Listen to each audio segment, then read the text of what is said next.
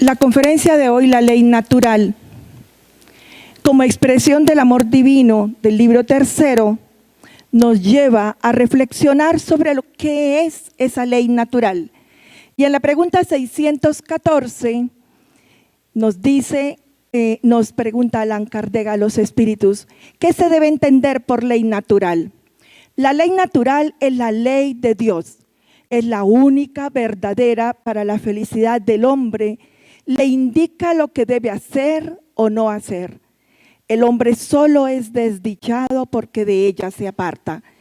Pues bien, hoy vamos a tratar de entender qué nos aparta a nosotros de esa ley natural.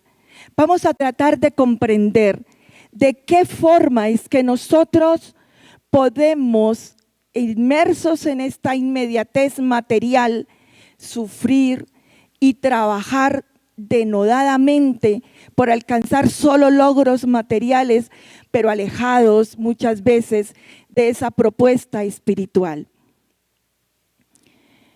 Dios en su creación, del principio espiritual, el principio material, y Él nos dice la Génesis que por encima de ellos está Dios como inteligencia suprema, causa primera de todas las cosas. Pues bien, para poder crear la armonía y el equilibrio de ese principio espiritual, Él crea las leyes morales. Para ese principio material, las leyes físicas, y son ellas las que constituyen entonces la ley natural. Ley natural que es eterna e inmutable como el mismo Dios. Y así nos dice el libro de los espíritus en la pregunta 614. Prescribió Dios a los hombres en una época lo que les prohibió en otra. Y los espíritus responden que Él no puede engañarse, que solo los hombres se ven obligados a cambiar sus leyes porque son imperfectas, porque las leyes de Dios son perfectas y la armonía que rige el universo material y el universo moral está fundamentada en esas leyes de Dios que Él estableció para toda la eternidad. A pesar de que la ley de Dios involucra todo lo que existe en la creación, en el nivel evolutivo en que nos encontramos, la mayoría de los hombres no las conocen bien. Algunas veces, a través de un análisis superficial, suponemos que esas leyes de Dios pueden cambiar de acuerdo a nuestra ignorancia, a nuestra dejadez, o sencillamente a nuestra conveniencia por nuestra imperfección. Cuando el hombre más desarrolla sus facultades intelectuales y perfecciona sus percepciones, tanto más se va dando cuenta que el mundo material es una esfera de acción de las ciencias del orden moral, que es objeto de especulación de las religiones y que guardan una íntima relación, las unas y las otras, las morales y las físicas, justamente para que puedan guardar ese equilibrio en la armonía de la creación de Dios. Dios nos habla por todas las voces del cielo. Eso nos dice León Denis en el Gran Enigma. Y es muy hermoso esto que Él nos trae, por eso lo quise traer. Él habla no en una Biblia escrita hace siglos, mas sí en una Biblia que se escribe todos los días, con esos característicos majestuosos que se llaman océanos, montañas y astros del cielo. Por todas las armonías dulces y graves que suben del íntimo de la tierra o descienden de los espacios etéreos. Él habla aún en el santuario del ser, en las horas de silencio y de meditación, cuando los ruidos discordantes de la vida material se calman, entonces la voz interior, la gran voz despierta y se hace oír.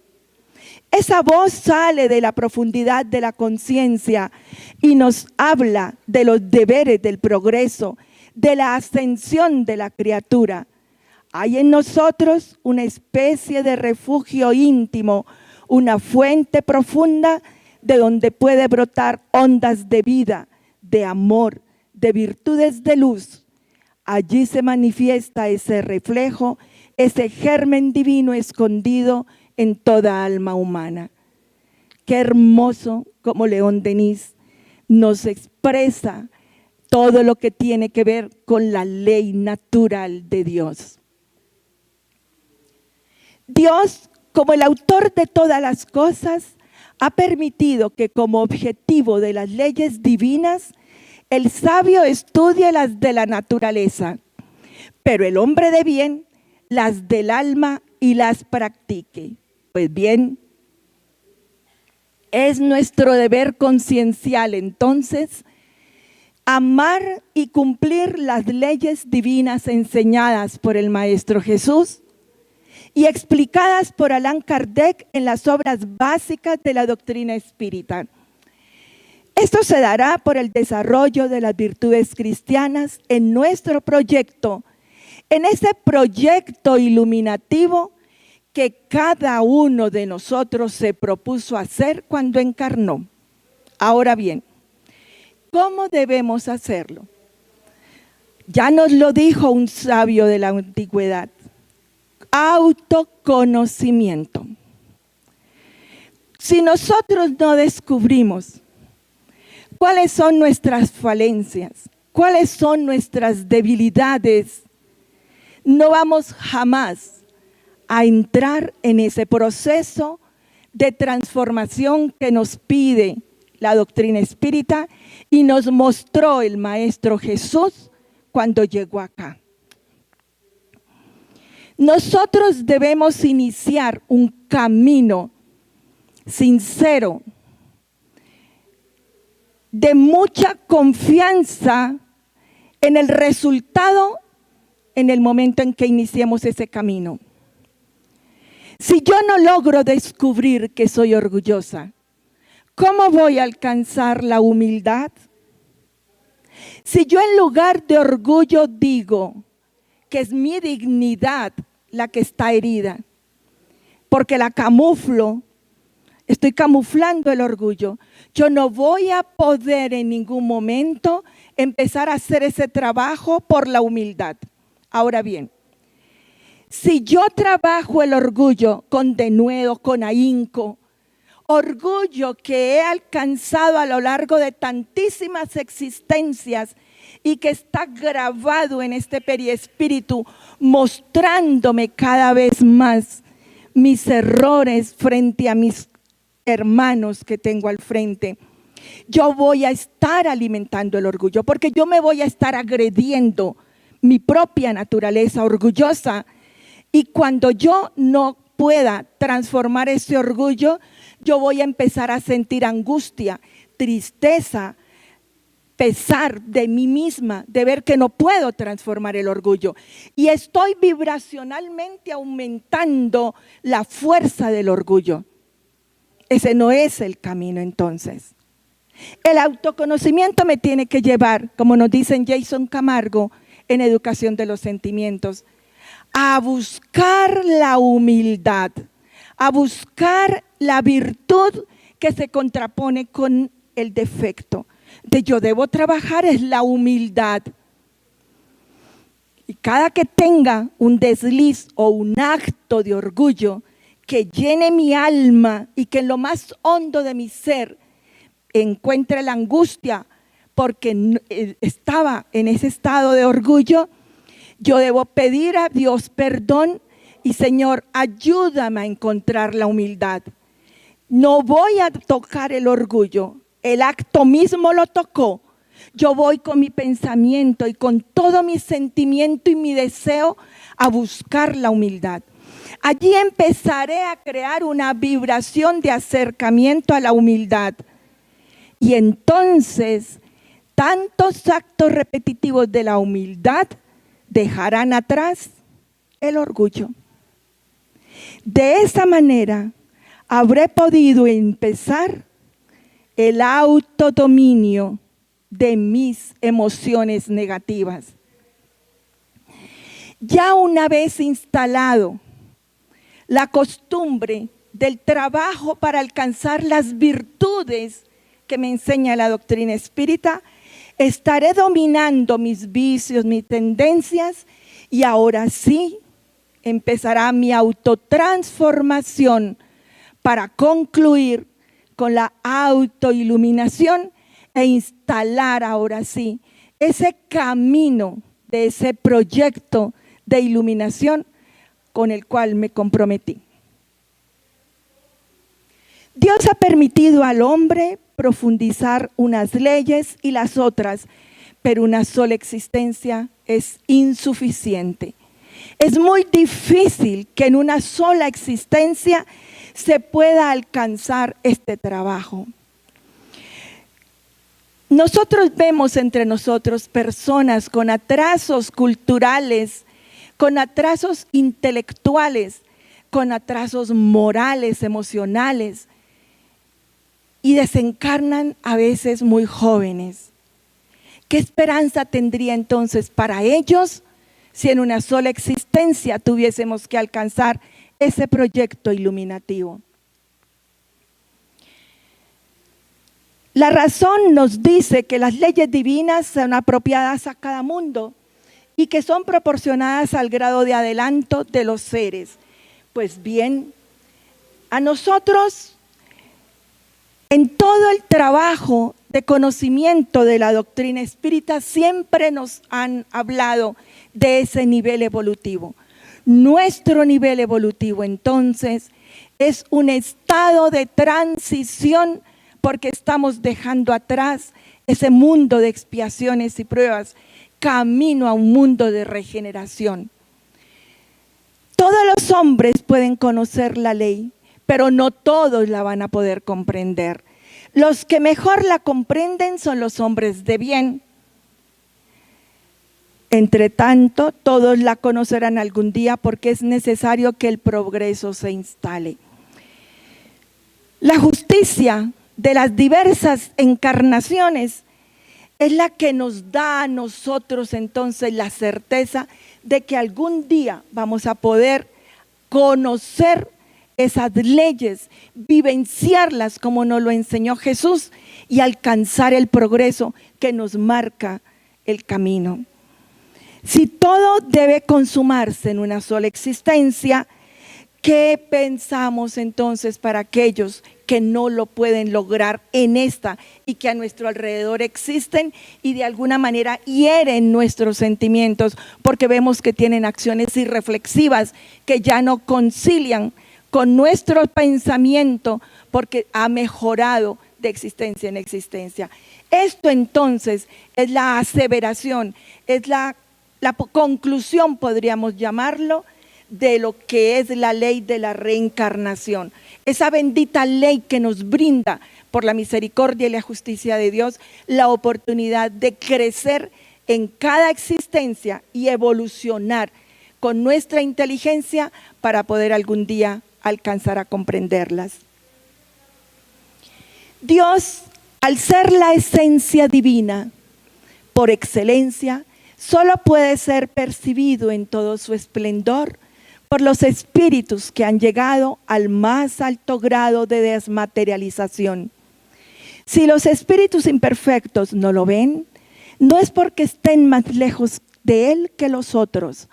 Como ellos, como todos los seres de la naturaleza, estamos sumergidos en el fluido divino. Entre nosotros hay ciegos, invidentes, con nosotros, y todos estamos en la luz del sol. Y sin embargo, estos hermanos ciegos, invidentes, no ven el sol. Y no lo ven porque tienen una nube, porque tienen una sombra, porque tienen un velo. Pues nosotros no vemos a Dios porque el velo de nuestras imperfecciones no nos lo permite. No vemos a Dios porque es una bruma que hemos creado poco a poco y que no nos permite verlo. Cuando hayamos hecho todo el camino para la autoiluminación, esas brumas se alejarán y ya podremos tener la certeza de que podemos ver a Dios. No tendremos que subir ni que ir a los hondones del infinito para verlo.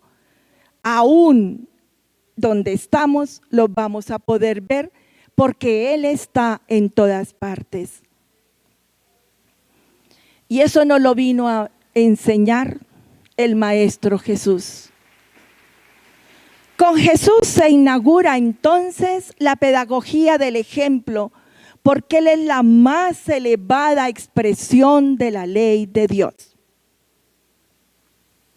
Con Jesús se desarrolla la sabiduría moral, la propuesta terapéutica como opción esclarecedora y liberadora de los conflictos y necesidades actuales del género humano. Como gobernador de nuestro planeta, modelo superior del desarrollo psicológico y emocional del alma, Él concibió un gran proyecto iluminativo para la humanidad, de modo que ninguna oveja que el Padre le confió se perdiera, según Él nos lo aclara. Hay un respeto en la planificación de Jesús para establecer gradualmente la verdad en la tierra antes de su venida. Vemos por la narración de Emmanuel que vamos a hacer ahora, todo el planeamiento de Jesús como gobernador de nuestro planeta para traer a la tierra su proyecto iluminativo, valiéndose de espíritus misioneros que debían entregar la verdad revelada gradualmente para que nos habituáramos a ella. En A Camino de la Luz, nos dice Emmanuel, las primeras organizaciones religiosas de la tierra tuvieron naturalmente su origen entre los pueblos primitivos del Oriente, a los cuales enviaba Jesús periódicamente sus mensajeros o misioneros. Antes de Jesús, todo este movimiento de iluminación estaba centrado en algunas personas que traían verdades dispersas. A lo largo del tiempo, Él fue enviando estos misioneros para enseñar la verdad, o sea, las leyes divinas, de acuerdo a la capacidad en cada época. Por lo tanto, tenemos un planeamiento divino previamente elaborado y realizado a lo largo de milenios de la evolución del planeta, preparando la venida para el tiempo cierto. ¿Cómo es que entonces concilia ese espíritu crístico de Jesús con las leyes divinas? Porque cuando Él encarnó, las vivenció. Eso fue lo que separó su mensaje y su propuesta terapéutica de los mensajeros que le antecedieron. Antes de su unión con el cuerpo, el alma comprende mejor la ley de Dios de acuerdo al grado de perfección que alcanzó y conserva intuitivamente el recuerdo después de su unión con el cuerpo, pero los malos instintos del hombre hacen que se olvide con frecuencia. Esa es otra de las razones por las cuales esos mensajeros permanente y constantemente tienen que estar viniendo para recordarnos a nosotros esas leyes. Porque nuestras imperfecciones, nuestro egoísmo, nuestras debilidades nos alejan, nos cubren, nos impiden ver que esa ley grabada en nuestra conciencia es la que nos debe orientar, pero desafortunadamente estamos tan inmersos en esta materia y en este planeta, tan pegados todavía a algunos instintos que aún no hemos podido superar, que cada vez nos sentimos más lejos, pero empecemos a pensar más bien que cada vez estamos más cerca para que en verdad eso sea una realidad. La ley de Dios, nos dice la pregunta 621, está inscrita en la conciencia, pero a veces nosotros la olvidamos, la menospreciamos y es por eso que nos la deben revelar permanentemente para recordárnosla. Juana de Ángeles, en la psicología de la gratitud, nos dice que ese camino del ego que nosotros necesariamente debemos realizar nos sumerge en esas sensaciones que nos alejan a esta situación de menospreciar las leyes. Porque esas sensaciones, que ese camino del ego que debemos realizar, nos pone a querer anhelar el poder, a querer gozar la vida, a querer tocar las cosas materiales y a querer sentir todo lo que venga a nosotros como sensaciones. Mientras que ese ser interior íntimo que tenemos por allá guardadito, anhela vivenciar y ser. Y nos dice Juana de Ángeles que a medida que la psiquis vaya desarrollando esta conciencia, haciendo que se superen esos niveles primitivos, impregnados de sombra, más fácilmente vamos nosotros a adquirir la capacidad de esa autotransformación. La sombra entonces es el resultado de todos los fenómenos egoístas. Y recordémoslos: el egoico, el ególatra, el egotista, el egocéntrico. Y todo eso está en nosotros en mayor o menor escala. A través de Raúl Teixeira, en el libro En el nombre de Dios, del espíritu José López Neto, nos dice este ser que las leyes de Dios que implantó en la intimidad de la conciencia están allí como guardianes de la vida, aguardando la acción de una voluntad madura. Ese es el punto. Esa es la clave para que nosotros entendamos de una vez por todas por qué caemos en tantos desaciertos en nuestras vidas. Porque no hemos madurado aún esa voluntad que es la fuerza del pensamiento para el cambio. Cuando tengamos esa voluntad madura, podemos identificar las leyes, podemos entenderlas, admitirlas y vamos a esforzarnos para respetarlas y obedecerlas.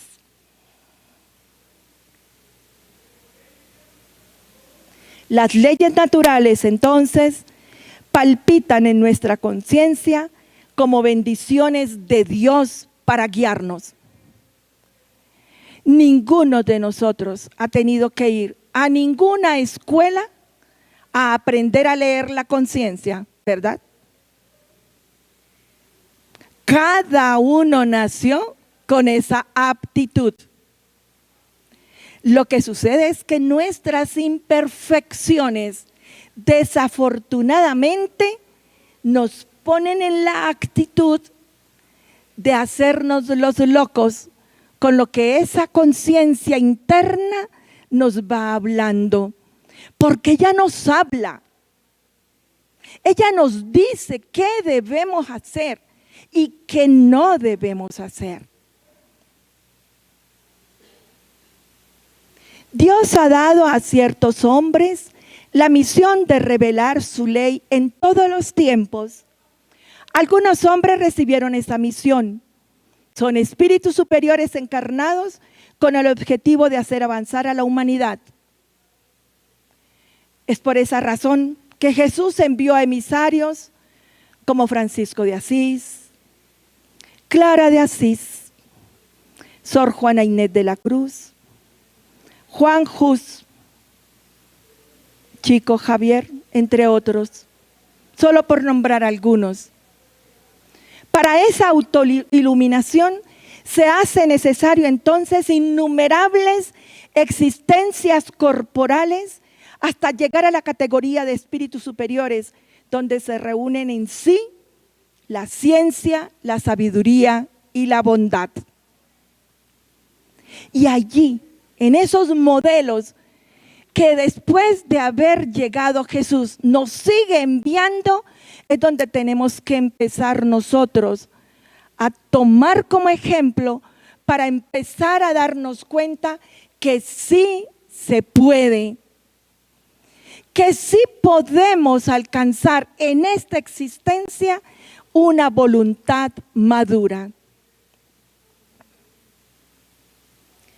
Los que han pretendido instruir a los hombres en la ley de Dios, a veces se han engañado, los han extraviado frecuentemente con principios falsos, porque no estaban inspirados por Dios y por ambición se han atribuido una misión que no tenían, pudiendo ciertamente extraviarlos.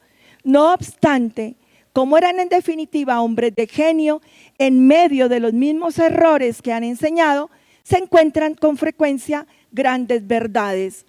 Eso nos dice la pregunta 623. Y así lo hemos podido constatar. Observemos a los Vedas, que cuentan con más de 6.000 años y nos hablan de la sabiduría de los Shastras. En el Manava Dharma, textos sánscritos hinduistas, donde encontramos el Manu Vaisvata con la lección del Cristo. En la China encontramos a Foji, Lao Tse, Confucio. En las creencias del Tíbet está la personalidad del Buda. En el Corán a Mahoma. En la India a Krishna. Y en el Pentateuco a Moisés. Todos y cada uno de ellos, hombres sabios, hombres de bien, que vinieron a mostrarnos un camino, pero que por no tener en su totalidad el alcance de su perfección, por no tener todavía todo su proyecto iluminativo alcanzado, así como nos dejaron grandes verdades, también dejaron otras desviaciones. Las leyes inmutables son entonces las leyes de la vida. Están esculpidas en la conciencia de las criaturas. El hombre primitivo las siente en forma de impulsos o por el brillo de su grandeza en los primeros indicios. Es correcto. Esto colabora en el equilibrio del universo. Basta con que hoy el orgullo tiene a Formosa venga a su debido tiempo. La verdad es como la luz, hay que habituarse a ella poco a poco, de lo contrario deslumbra. Esta es otra forma de nosotros poder ver. ¿Por qué la bendita oportunidad de la reencarnación? ¿Por qué esa bendita oportunidad de misericordia de Dios en cada existencia? Para que nosotros poco a poco fuéramos conociendo y aprendiendo de ensayo y error hasta alcanzar por lo menos el autoconocimiento. Que sea este un motivo y una invitación que salga de aquí, de esta mañana, para que iniciemos el camino del autoconocimiento. Sabemos muy bien que necesitamos muchísimas experiencias para la autoiluminación, que es el fin de esta propuesta, de este proyecto iluminativo de Jesús. Pero que hoy sea una propuesta íntima de cada uno de nosotros para realizar el autoconocimiento, para que podamos iniciar ese camino de ascensión y podamos dejar que las enseñanzas de Jesús calen en lo más hondo de nuestro ser. Para que esas enseñanzas, de acuerdo a las épocas y a los lugares como nos fue llegando, puedan llegar realmente a nosotros y podamos empezar a practicarlas. Los espíritus de la falange del espíritu de la verdad, a través de la doctrina espírita, vinieron a preparar el reino de Dios, anunciado por Jesús. y tienen la misión de enseñar de forma clara, sin equívocos, las leyes divinas, a fin de que ninguno vaya a interpretarlas al gusto de sus pasiones, falseando el sentido de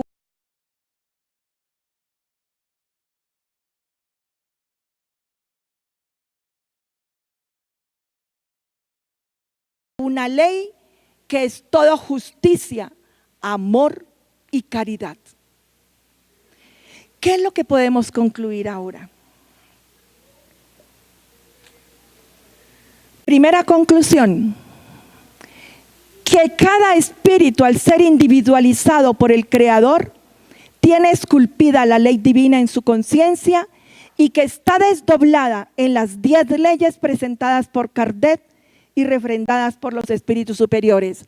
Ya no tenemos más excusas para cuando desencarnemos decir, no sabían. Que la vivencia de estas leyes divinas como expresión del amor, de la inteligencia suprema, causa primera de todas las cosas, lleva al espíritu a alcanzar la perfección que es, como sabemos, relativa a nuestra condición de hijos de Dios. Segunda conclusión, se encuentra en la última ley, aquella que los espíritus declaran ser la más importante, la ley de justicia, amor y caridad. Allí está inmerso el planeamiento divino para la humanidad, para que nosotros, de esa manera, a través de la ley de justicia, que es la primera revelación de Moisés, el amor, que es la segunda revelación predicado y ejemplificado por Jesús de Nazaret, y la caridad, que es la tercera revelación, bandera de la doctrina espírita, que bien resume el propósito de esta tercera revelación, que es el amor en acción. Por eso debemos entender que la ley natural es como nos lo proclama el codificador, Allan Kardec. El espiritismo no trae moral diferente de Jesús, porque su precepto capital es el de la caridad universal. De esta forma, la doctrina espírita tendrá sentido en nuestra vida y el espiritismo podrá cumplir su papel de iluminador de conciencias.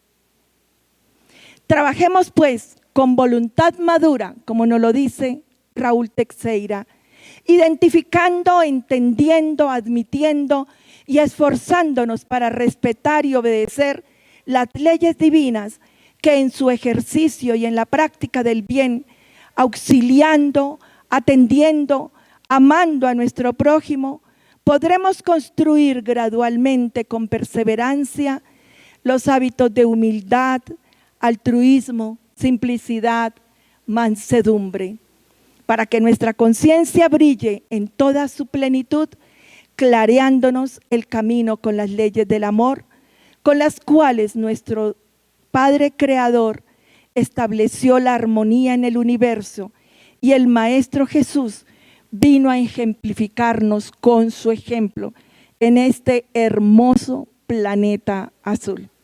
Muchísimas gracias.